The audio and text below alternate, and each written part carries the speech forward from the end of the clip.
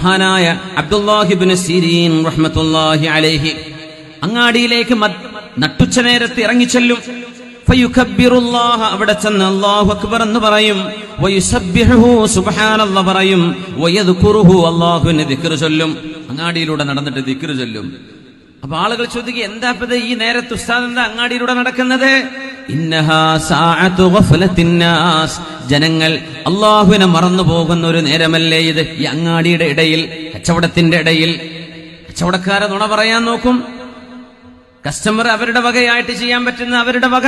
അങ്ങനെ നുണകളും തിന്മകളും വർദ്ധിക്കുന്ന ഇടമായതിന്റെ പേരിൽ അങ്ങാടികൾ അള്ളാഹുവിന്റെ ദൃഷ്ടിയിൽ ഏറ്റവും മോശപ്പെട്ടതാണെന്ന് പരിശുദ്ധ റസൂലുള്ളാഹി തങ്ങൾ പഠിപ്പിക്കുകയാണ്.